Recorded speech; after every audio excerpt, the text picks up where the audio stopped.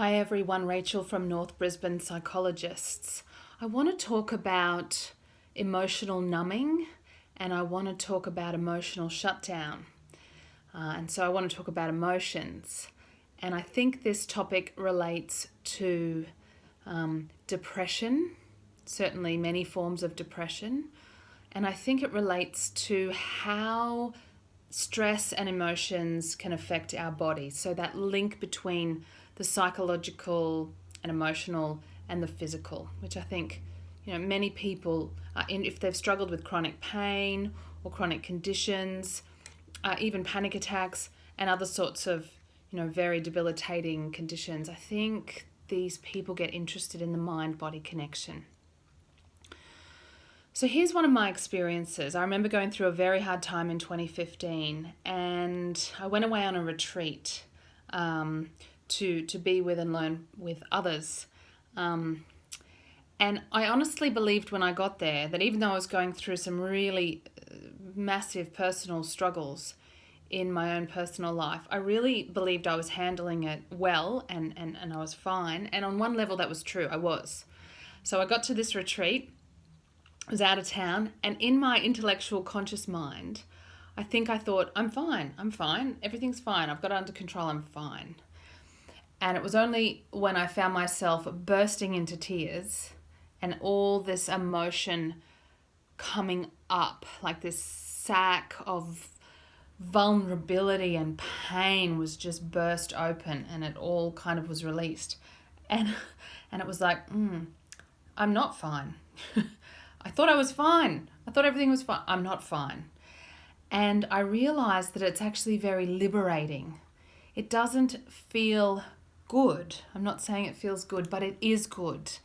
I think it is good when we are triggered and we have an opportunity to tap into that vulnerability and that pain of our true feelings. And I often say to clients, whether you are allowing yourself to feel your feelings or you're pushing them away, bottling them up, shutting them down, ignoring them, denying them. There's so many ways we can talk about this flight from our own feelings, this wanting to get rid of them because we don't want to feel them because they are painful. They are intense. They can be overwhelming for a while.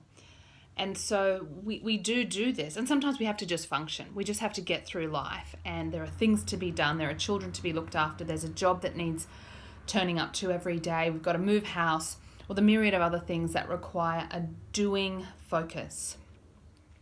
And in this culture, we're not very good at being. And as Russell Brand said on one of his podcasts the other day, you can't do being. Being is a state and doing is a state. We can be very task-oriented, very focused on the external world. We don't take enough time. We don't have the space and opportunity to go inside and see what's in there. So this sack of vulnerability and pain can just snowball. It can just grow and grow until something punctures the membrane of it and then it all comes out. It might come out in tears. It might come out as anger and aggression. But remember the anger iceberg that we've posted. Underneath the anger, there's always fear, anxiety, or worry, or disappointment, or hurt, or grief. So we've got to find a way to go, under the waterline here to and kind of go, I'm not fine right now. I will be fine, but I'm not fine. This allows us to get empathy. It allows us to give ourselves empathy.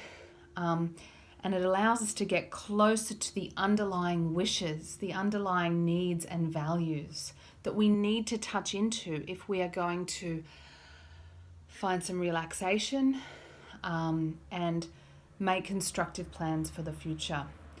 It's really, really important to feel our feelings, and nobody teaches us how to feel our feelings. And when you study psychology at university, anyone who's watching this who has studied psychology, you'll know they don't teach us anything about feeling our feelings. And as therapists, we've had to learn about this post-university. We've had to learn ourselves so we can teach our clients to pay attention to the emotions, to the body. And most of our clients, when they come in, a lot of them haven't even learned how to do that yet. They think, how do I do this? What you're saying is great, doc, but how do I do this? We've got to learn to tune in and pay attention to what's going on here. and recognize what is that emotion, and then understanding that emotion in terms of what it's telling you about what you want that you're not getting, about what you wish for, yearn for, value, care about, that's currently not happening in your world. That's important information. I believe depression, not always, but much of the time, depression happens because these feelings have been depressed. We have depressed or suppressed or repressed, I don't care which word you use, these really true legitimate feelings. And along with suppressing them and depressing them, we've also depressed our needs and our longings and our values. And in doing that, we deaden. We harden, or we deaden, or we numb. It's like we put the feelings in the freezer and they're still there. They're just right up the back of the freezer. Here's the joke I often make with clients though, and that is the freezer will malfunction eventually and those feelings will start to thaw out. And one of my clients today, she said they're thawing out and now they're dripping down the side and making a mess everywhere, because we will be triggered into our grief, into our heartache, into our vulnerability. And it's there that we need to go, and we need to be able to use this strong emotion to make sense of our lives and make sense of our underlying needs. We have to learn to pay attention to this. I've helped people come out of depression by helping them to do this, to pay attention and to grieve what they've lost or grieve their chronically unmet needs from earlier in their life. I'll finish with this. I'll finish with two things. I have a sense now of what happens is our emotions start off here, right? We feel them in our heart, we feel them in our solar plexus, we feel them in our gut. And then if they're allowed to be there, if we can process them in some way or another, then they'll come out here through our tear ducts. Or they might come out through creative expression or writing or whatever, but often they come out through tears and through talking. Tears and talking. They're here and they come out here and here. If we don't do this, if we repress them, they will go somewhere else.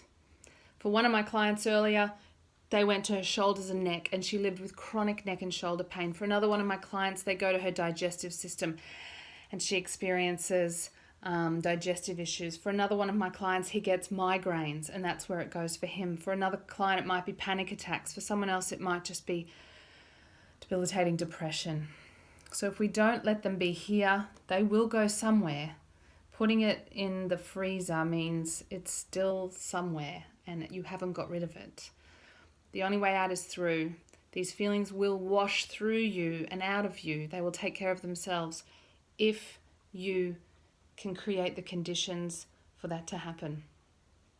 So I want to finish with a really great, I wrote this down because it was so great. One of my clients said, who's seen me for 5 years now, she said, I used to have no resilience because I had no self-acceptance, because I had no self-knowledge. I didn't get any encouragement growing up. And when I failed, no one encouraged me to try again. So I didn't get any reassurance or any validation. Then she said to me, your unacknowledged stuff will control you. And now she feels more in control of it. Not to control it, but she feels more able to relate to and work with it. And that is why our tagline at North Brisbane Psychologists is your life in control, because until you find a way to have influence over your inner experience and over your emotions, or at least recognize and make sense of it, then it will control you. All right, so any questions about emotions, about depression, about this mind-body link, feel free to ask in the comments below. And until next time, bye for now.